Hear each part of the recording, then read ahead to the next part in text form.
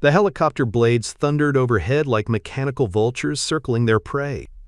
16-year-old Ayanna Crowfeather pressed herself flat against the red sandstone outcropping, her heart hammering as she watched the Bureau of Land Management contractors drive her family's wild horses toward the trap corrals below. The magnificent Mustangs that had roamed these Nevada mountains for generations were being rounded up like common livestock, their freedom stolen in the name of land management and cattle grazing rights. But what the government officials didn't know was that one of those horses running in desperate circles below was more than just another wild Mustang.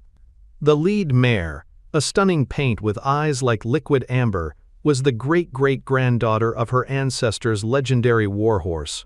And Ayanna was about to risk everything to save her. The dust cloud kicked up by nearly 200 panicked horses created a haze that stung Ayanna's eyes, but she couldn't look away. Each horse forced into those metal pens represented a piece of her people's history being erased. The Shoshone Paiute had lived alongside these horses for over 150 years.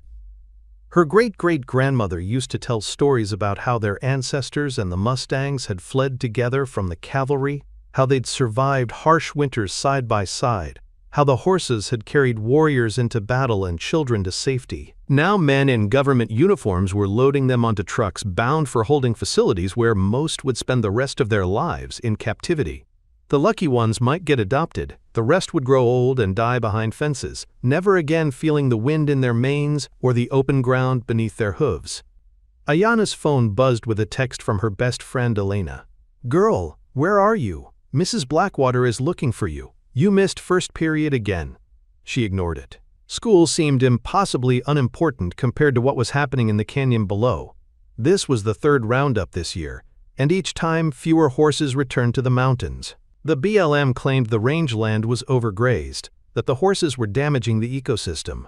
But Ayanna's grandfather, Joseph Crowfeather, had a different explanation. The real problem was the cattle ranchers who leased public land for next to nothing and wanted the competition removed. "They take our horses and call it conservation," grandfather had said bitterly at last month's tribal council meeting. "They flood our lands with cattle and call it economic development. It's the same story they've been telling for 200 years. But what could a 16-year-old girl do against federal agencies and powerful ranchers? What could anyone do when the law was on their side? The question that had been haunting Ayanna for weeks suddenly felt urgent as she watched a helicopter hover low, forcing a group of mares and foals into a dead-end canyon. One of the foals stumbled, exhausted from running. Its mother circled back, refusing to leave her baby behind even as the helicopter noise grew deafening. That's when Ayanna saw her. The lead mare, standing between the helicopter and the struggling foal, her head high and defiant. Even from a distance, Ayanna could see the distinctive white markings that matched the descriptions from her great-great-grandmother's stories. The lightning bolt blazed down her face, the 4 white socks that looked like war paint, the proud stance that said she would rather die fighting than live in captivity. This was Dakota, the descendant of her family's legendary horse, and she was about to be trapped with the rest. Ayanna's hands shook as she pulled out her phone to record what was happening. The world needed to see this, but as she raised the camera, the lead mare's head turned directly toward her hiding spot. Across 300 yards of canyon, their eyes met, and Ayanna felt something electric pass between them. Recognition, understanding, a plea for help that transcended species. In that moment, Ayanna made a decision that would change everything.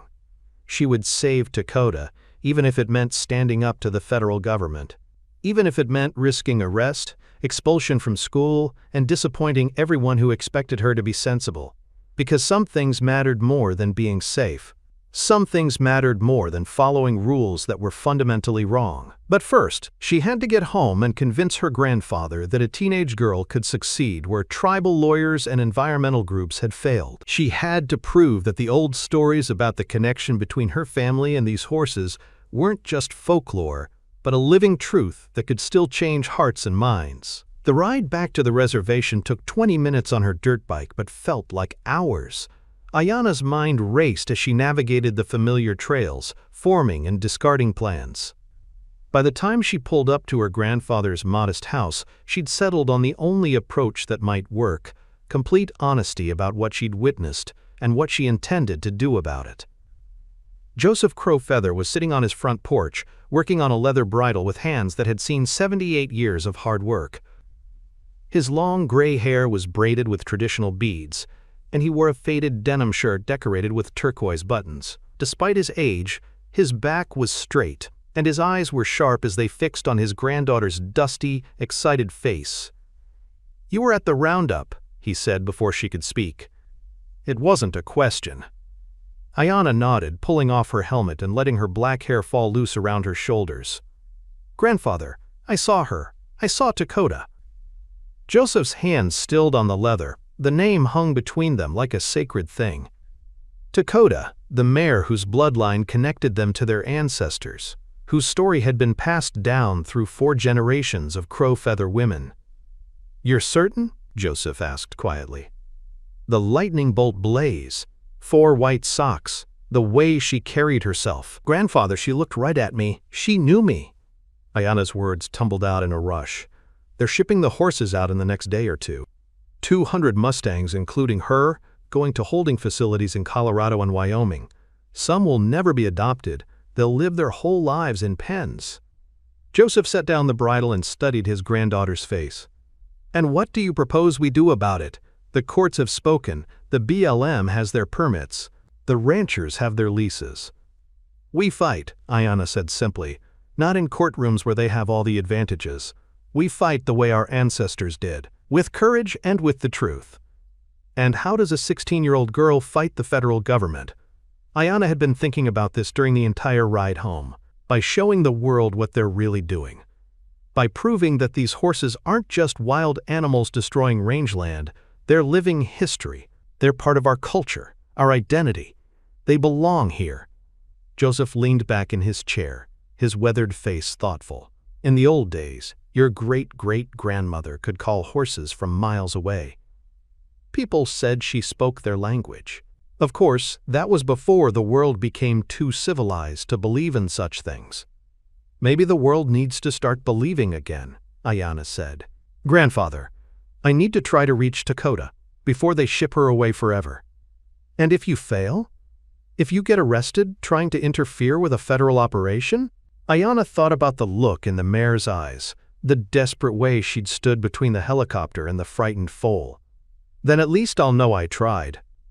At least I'll know I didn't just stand by and watch our history disappear." Joseph was quiet for a long moment, watching clouds build over the mountains.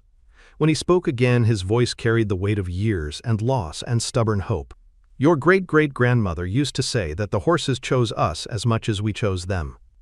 That in the most desperate moments when everything seemed lost, the right horse would appear to remind us who we were meant to be." He looked at Ayanna with eyes that had seen too much change, too much loss. "Perhaps it's not about you saving Dakota. Perhaps it's about her saving you." That night, Ayanna couldn't sleep. She lay in her narrow bed in the trailer she shared with her mother and 2 younger siblings, staring at the ceiling and thinking about tomorrow. The BLM contractors will send trucks to load up the horses. Within days, Dakota would be hundreds of miles away in a holding facility that might as well be on another planet. Her mother Julia worked double shifts at the tribal health clinic and had already left for her night job at the casino. Her siblings, 10-year-old Danny and 8-year-old Lily, were asleep in the bunk beds across the room. The responsibility for making this work fell entirely on Ayanna's shoulders. At midnight, she gave up on sleep and crept outside. The reservation at night was quiet except for the distant sound of traffic on the highway and the closer sound of horses moving in the tribal herd pastures. Ayanna walked to the fence line where a few tribal-owned horses grazed under the starlight. These horses were descendants of the same bloodlines as the wild herds. But generations of fence life had gentled them. They came to Ayanna when she called, searching her pockets for treats, allowing her to run her hands over their necks and backs. But something was different tonight. The horses seemed restless, agitated. They kept looking toward the mountains where the roundup had taken place, ears pricked forward as if listening to voices only they could hear. "You know, don't you?" Ayanna whispered to her favorite, a pinto gelding named Sage. "You know what happened to your cousins up there?" Sage nuzzled her shoulder, then suddenly raised his head, and whinnied long and low toward the mountains. From somewhere in the distance, incredibly faint but unmistakable, came an answering call. Wild horses, calling to their captive relatives across miles of desert, calling for help that wasn't coming. Unless Ayanna could change that. She spent the pre-dawn hours planning. The BLM holding facility was 20 miles from the reservation, a collection of metal corrals and loading chutes built on leased land at the edge of the Humboldt National Forest. The horses would be there until the trucks arrived to transport them to permanent facilities. Security would be minimal, probably just a few contractors finishing paperwork and preparing for the shipment. Ayanna's plan was simple in concept, terrifying in execution. She would ride Sage to the facility, find Dakota among the 200 captured horses, and attempt to prove the connection her great-great-grandmother had described. If she could demonstrate the bond between her family and this mare, if she could show that these weren't just anonymous wild animals but living pieces of cultural heritage, maybe she could change minds. Maybe she could save them. It was a long shot that bordered on fantasy. But it was the only shot they had. At 5 a.m., she saddled Sage by flashlight, trying to keep her movements quiet so she wouldn't wake her family. The old saddle had belonged to her great-grandmother, and the worn leather felt like a connection to all the women in her family who had ridden these trails before her. She tied a small bundle of sage and sweetgrass to the saddle horn, traditional offerings that her grandfather had taught her to carry. The ride to the BLM facility took an hour across rugged terrain that her dirt bike could navigate, but that required real horsemanship on a horse. Sage was sure-footed and willing, seeming to understand the importance of their mission. As they climbed higher into the foothills, the air grew thinner and colder. The sun was just beginning to touch the eastern peaks when they reached the ridge overlooking the temporary holding facility. Below them stretched acres of metal fencing containing small groups of horses. Even from a distance, Ayanna could see the stress in their body language. These animals that had run free their entire lives were now confined to spaces barely large enough for them to move. Some paced anxiously along the fence lines. Others stood with their heads hanging, the fight already gone out of them. But in the largest corral, one horse stood apart from the rest. Head high, alert, watching the horizon as if waiting for something. Dakota. Ayanna's heart lurched. The mare was even more magnificent up close than she'd appeared in the canyon. Her black and white coat gleamed despite the dust, and her conformation showed the strength and intelligence that had made her a natural leader. But it was her eyes that confirmed what Ayanna had hoped and feared. They were the eyes of a horse who would rather die than accept captivity. 2 BLM contractors sat in a pickup truck near the main gate, drinking coffee and going over manifest sheets. A third man was checking water troughs in the corrals. Security was exactly as minimal as Ayanna had hoped, but that didn't make her plan any less dangerous.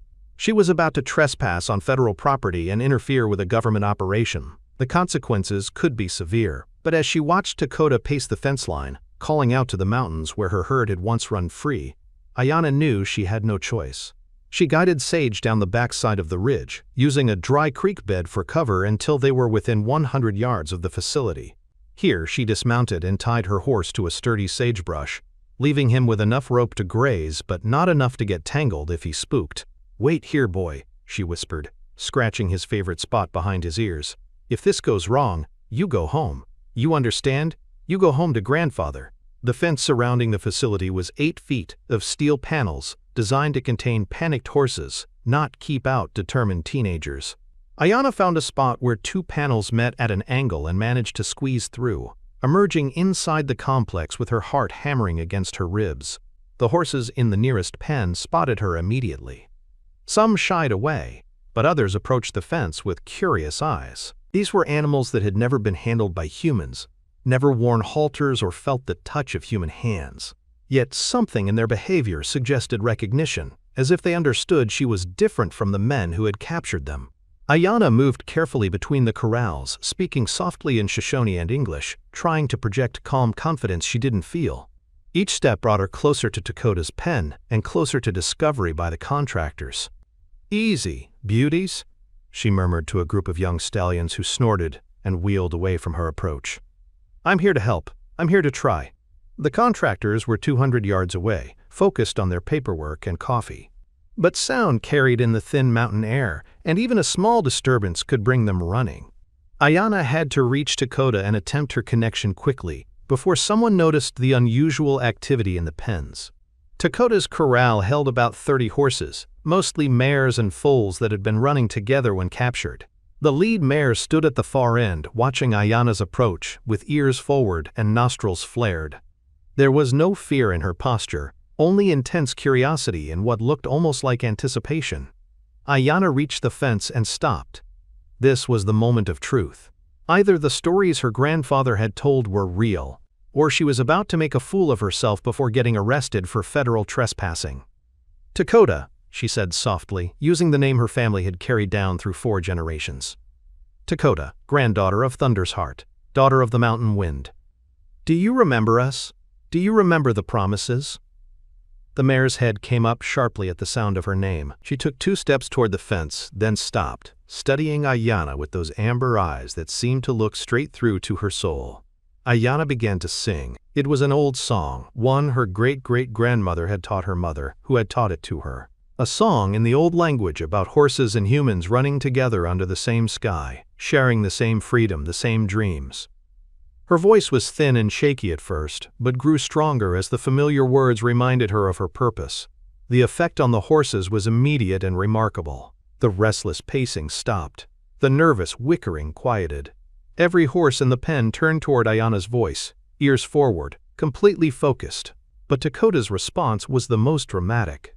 She walked straight to the fence and pressed her nose against the metal panels, as close to Ayanna as the barrier would allow. "You do remember," Ayanna whispered, tears streaming down her cheeks. "You do know who we are."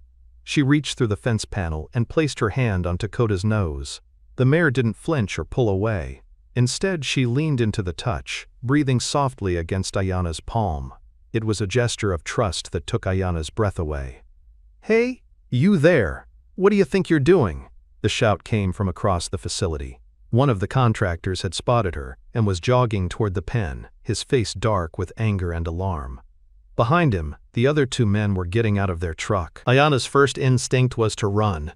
She could probably make it back to the fence before they caught her, disappear into the rough country where Sage was waiting, but something made her stay.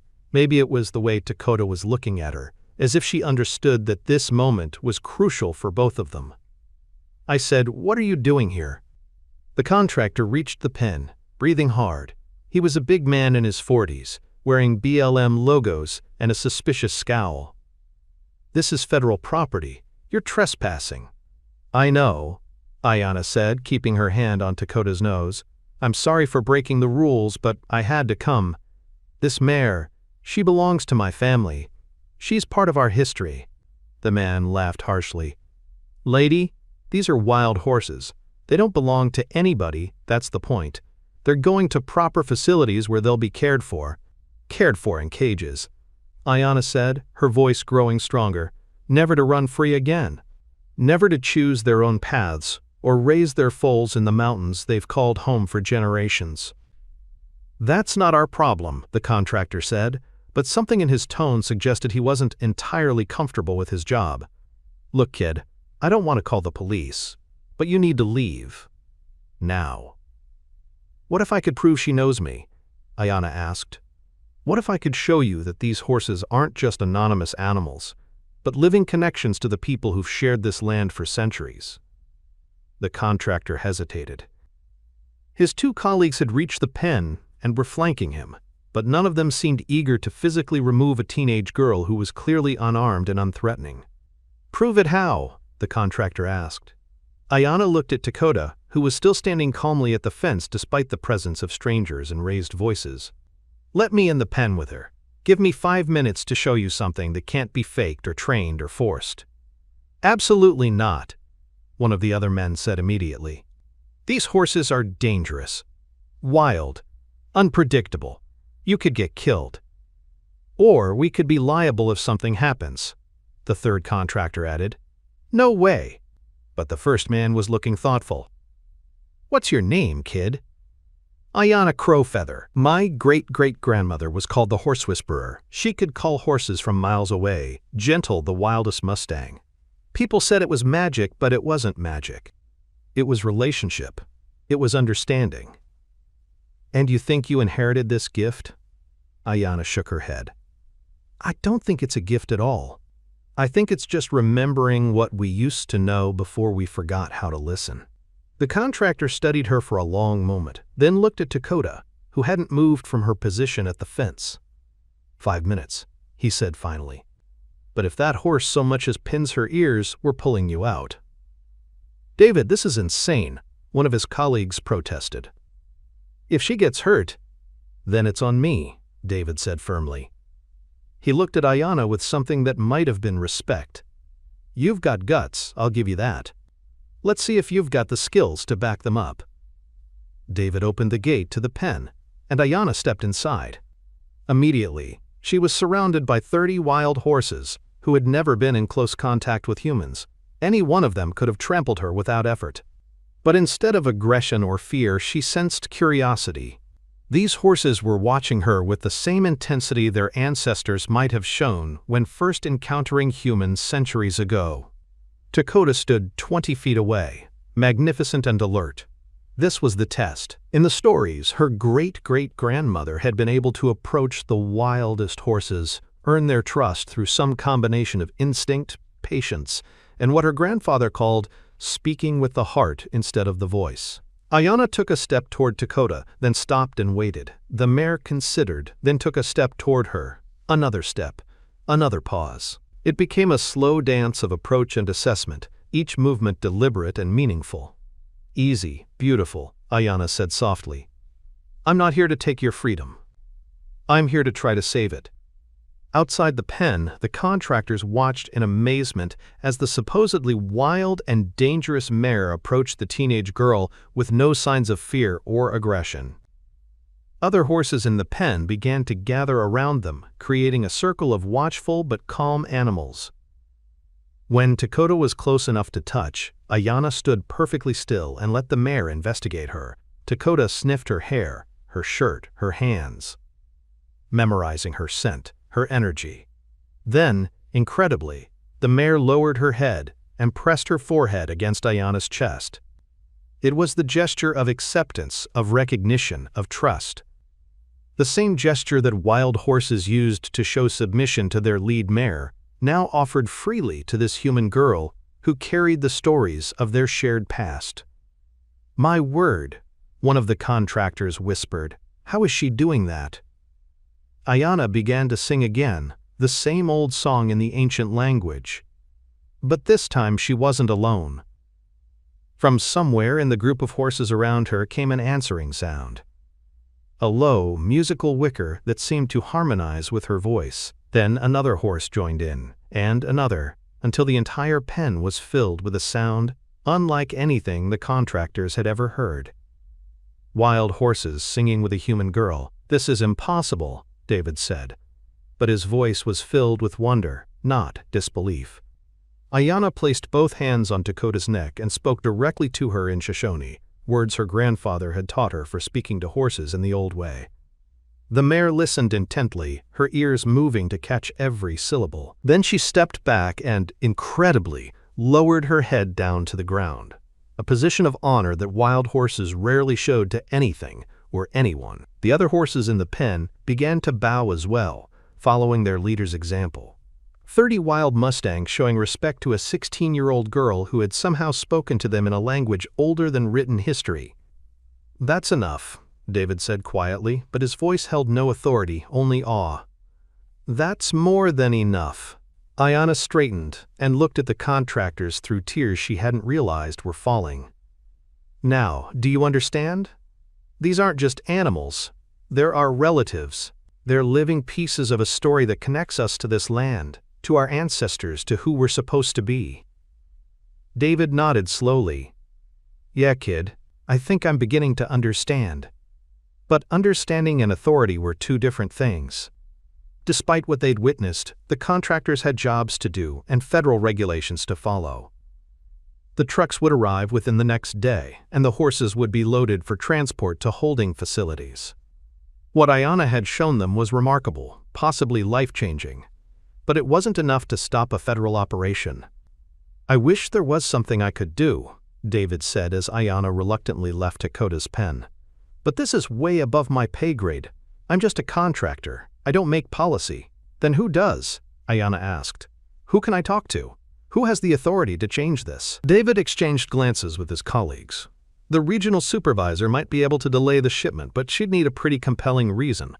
And you'd need to reach her before the trucks get here. Where is she? Regional office in Reno.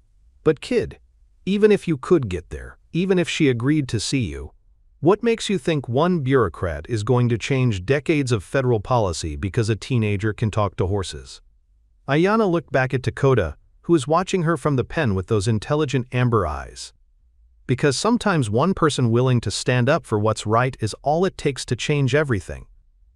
The drive to Reno took 3 hours, made possible only because her grandfather knew a tribal council member who agreed to drive her. Raymond Lightfoot was a quiet man in his 60s who served as the tribe's liaison with federal agencies. He'd seen enough broken promises and ignored treaties to be skeptical of government officials, but he'd also witnessed enough of the old ways to believe that some things couldn't be explained by bureaucratic logic. Your grandfather called me after you left this morning, Raymond said, as they navigated the highway toward Nevada's largest city. Told me what you did at the holding facility. Said you sang the old songs and the horses listened. Ayanna nodded. It wasn't magic, Uncle. It was just remembering. Maybe that's what magic is, Raymond said thoughtfully. Remembering what we've forgotten about how the world really works. The BLM regional office was a modern building in downtown Reno, all glass and steel and government efficiency. The receptionist looked skeptical when Raymond explained they needed to see Regional Supervisor Catherine Walsh about an urgent matter concerning wild horse management. Do you have an appointment? No, Raymond admitted, but this is about the roundup in the Humboldt Forest. There are cultural and historical issues that need immediate attention. The receptionist made some calls. There was a lot of waiting, a lot of hushed conversations behind closed doors. Finally, a woman in her 50s with graying hair and tired eyes emerged from the elevator. I'm Catherine Walsh, she said, extending her hand to Raymond. I understand you have concerns about the Humboldt operation. This is Ayanna Crowfeather, Raymond said. She has something to show you that might change how you think about wild horse management. Catherine looked skeptical but curious. I've got 10 minutes before my next meeting. Let's talk. In Catherine's office, surrounded by maps of public lands and photographs of wild horse herds, Ayanna told her story. She explained about Takota, about the cultural connection between her people and the wild horses, about what had happened that morning at the holding facility. She pulled out her phone and showed the video she'd managed to record of the horses responding to her song. Catherine watched the footage with growing amazement. This is remarkable, but I'm not sure how it changes the management situation. These horses are still damaging rangeland. They still need to be controlled. What if they didn't? Ayanna said. What if there was a way to manage the herds that honored both the land and the cultural significance of these horses? I'm listening. Ayanna took a deep breath. This was the idea that had been forming during the drive to Reno, the solution that might save Takota and her herd. What if the tribe took responsibility for managing the wild horses on traditional lands? What if we proved we could maintain sustainable populations while preserving their freedom? Catherine leaned back in her chair. That's actually an interesting concept, but it would require extensive negotiations, environmental impact studies, congressional approval. We're talking years of bureaucratic process. What about a pilot program? Ayanna pressed. Start small. Give us one herd, one area. Let us prove it can work. And if the tribe can't manage the population? If the ecological damage continues? Then you resume roundups, Ayanna said. But at least you'll know you tried a different approach. Catherine studied the teenager across from her desk. You're asking me to risk my career on the word of a 16-year-old girl and some remarkable videos of horses singing. I'm asking you to risk your career on the possibility that there might be a better way, Ayanna replied. A way that respects both the land and the history of the people who've shared it with these horses for generations. Catherine was quiet for a long moment, looking out her window at the Reno skyline. When she spoke, her voice was thoughtful. I became a land manager because I believe in conservation. I believe in protecting natural resources for future generations. But lately, I've been wondering if we've forgotten that people are part of the ecosystem too, that cultural preservation might be just as important as environmental protection. She turned back to Ayanna. I can't stop today's shipment. The trucks are already en route. The facilities are expecting these horses. But I might be able to delay future roundups while we explore your proposal. Would that be acceptable? Ayanna's heart sank. Dakota would still be shipped to a holding facility, still lose her freedom. But 200 other horses scheduled for roundup next month might be saved. What about the horses being loaded today? She asked. Is there any way? Catherine's phone rang. She looked at the caller ID and frowned. This is the Humboldt contractor. Excuse me.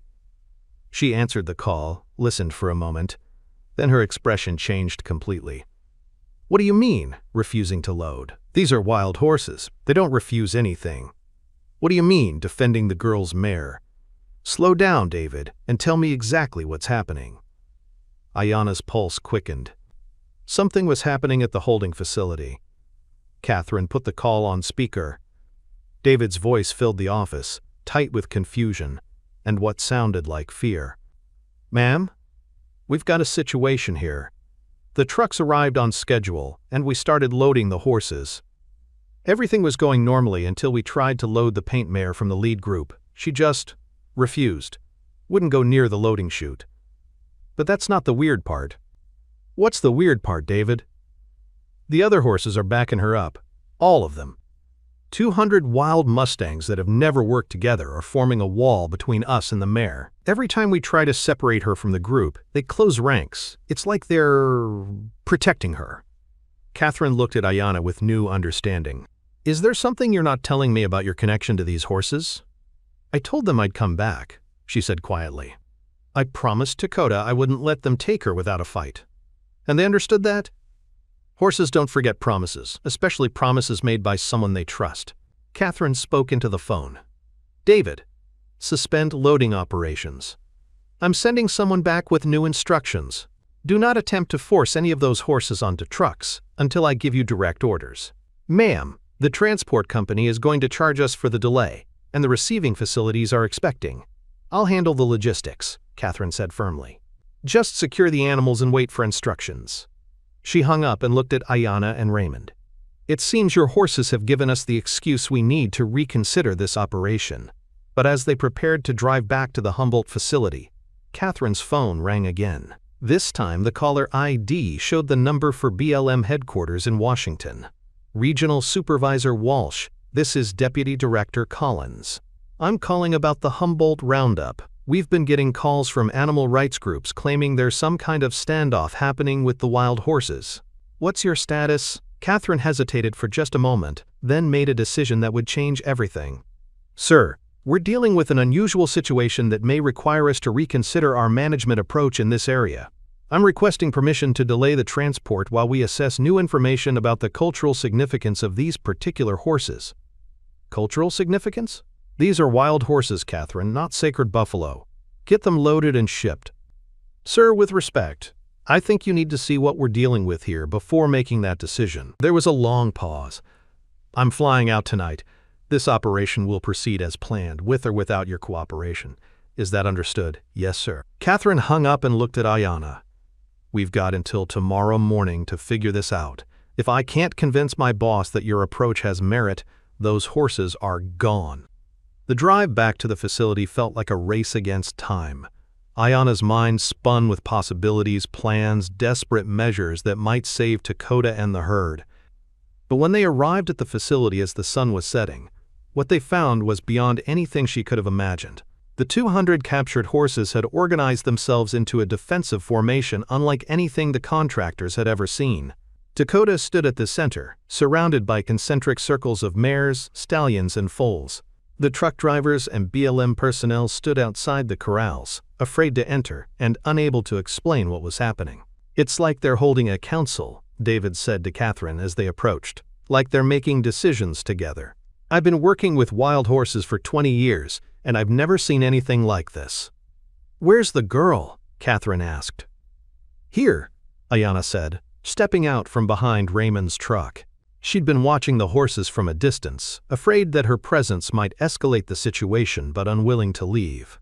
Catherine studied the formation of horses, then looked at Ayana.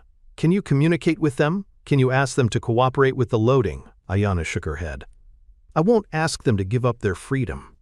But maybe I can ask them to trust me." "To trust you to do what?" "To find another way." Against the advice of every BLM employee present, Catherine allowed Ayana to approach the horse formation. The circles opened to let her through, closing again behind her as she walked toward Dakota at the center. When she reached the lead mare, she placed both hands on the horse's neck and spoke in Shoshone, explaining about the bureaucrat who was coming, about the need to show him something he'd never seen before, about the possibility of a future where horses and humans could share the land in a new way. Dakota listened intently, then turned and whickered to the other horses. There was an exchange of sounds that didn't quite qualify as language but carried meaning nonetheless. When it was finished, the formation dissolved. The horses spread out through the corrals, appearing to settle down for the night. But Ayana knew they were waiting, planning, preparing for whatever tomorrow would bring. Deputy Director Collins arrived the next morning in a black SUV, with federal plates and an expression that suggested he'd rather be anywhere else. He was a man in his 60s, wearing an expensive suit that looked out of place among the dust and horse manure of the holding facility. Catherine had prepared a presentation explaining the cultural significance of the horses and the tribe's proposal for cooperative management, but Collins barely listened. "I don't care if these horses belong to Sitting Bull himself," he said bluntly. "We have a job to do, and we're going to do it. Load them up." "Sir," Catherine tried, "if you could just observe the interaction between the horses and the tribal representative."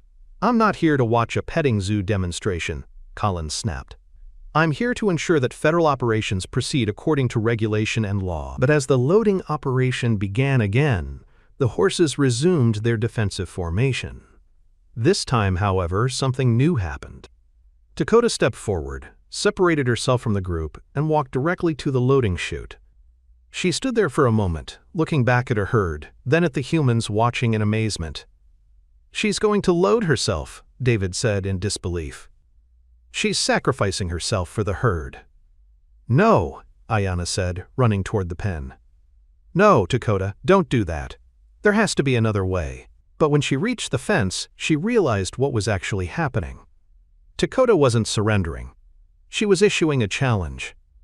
The mare stood at the loading chute, proud and defiant, looking directly at Deputy Director Collins. Her message was clear: "If you want to take me, you'll have to do it yourself. Show us what kind of man you are." Collins approached the chute, flanked by contractors. "This is ridiculous. It's a horse, not a political statement." But as he neared the horse, something in Dakota's eyes stopped him. The mare's gaze held intelligence, dignity, and a kind of ancient wisdom that made Collins suddenly aware of the dozen cell phone cameras recording his every move. "Sir," one of the contractors said quietly, "maybe we should reconsider the optics here. A federal official forcing a cooperative horse into a trailer while tribal representatives watch. It might not play well in the media." Collins hesitated, clearly torn between his authority and the growing awareness that this moment was being documented for the world to see. That's when Ayana made her final appeal. She climbed over the fence and walked directly to Dakota, placing herself between the horse and the loading chute. "Mr. Collins," she said, her voice carrying across the facility, "these horses have lived on this land for over 150 years. They've survived drought, harsh winters, predators, and government roundups. They've maintained their families, raised their children, and taken only what they needed from the land. They're not destroying the ecosystem, they're part of it." She gestured to the formation of horses behind her. "What you're seeing here isn't random animal behavior. This is a society, a culture, a way of life that deserves the same protection we give to human communities. These horses are asking for what every people has the right to ask for: the chance to live free on the land their ancestors called home." Collins looked uncomfortable, aware that every word was being recorded, that this conversation would likely end up on news broadcasts and social media. "Miss," he said, "I understand your emotional attachment to these animals, But federal law also requires consultation with tribal governments on matters affecting cultural resources, Raymond Lightfoot said, stepping forward. He pulled out a folder thick with legal documents. The Shoshone-Paiute tribe is formally requesting a cultural impact assessment for this roundup operation. Collins looked at the documents with growing alarm. This operation was approved months ago. You can't stop it with paperwork now. We're not trying to stop it, Raymond said calmly. We're requesting a delay pending proper consultation, as required by the Native American Graves Protection and Repatriation Act and the National Historic Preservation Act. These are horses, not artifacts. These horses are living connections to our traditional way of life, Raymond replied. They are cultural resources under federal law. Collins looked around at the cameras, the journalists who had somehow appeared, the crowd of spectators that had grown throughout the morning. He was a bureaucrat caught between regulations and politics, between doing his job and avoiding a public relations disaster. Catherine stepped forward. Sir, the Tribal Council has prepared a formal proposal for cooperative management of wild horse populations. They're not asking to stop conservation efforts, just to participate in them. Given the unique circumstances here, might this be an opportunity to pilot a new approach to human-wildlife conflict resolution? Collins studied the scene around him, 200 wild horses standing in formation, a teenage girl who'd somehow earned their trust, a tribal community asserting its rights under federal law, and a growing media presence that would scrutinize whatever decision he made. 1 month, he said finally. You have 1 month to submit a formal management plan. If it's approved, we'll consider a pilot program. If it's not, these horses go to holding facilities as originally planned. It wasn't the complete victory Ayanna had hoped for, but it was a chance. A real chance to prove that there was a better way forward. As the trucks pulled away empty and the BLM personnel began dismantling the temporary facility, Ayanna stood with Dakota at the fence line. The mare nuzzled her shoulder, a gesture that somehow conveyed both gratitude and trust. 1 month to save your herd, Ayanna whispered. 1 month to prove we can live in balance. Dakota whickered softly in response, then turned and galloped toward the mountains where her family was already gathering at the edge of the holding area. Within an hour, all 200 horses had disappeared into the high country, free again, but still under threat. The next month was a whirlwind of meetings, research, legal consultation, and political maneuvering. The Tribal Council worked with environmental scientists to develop a management plan that would maintain sustainable horse populations while protecting rangeland.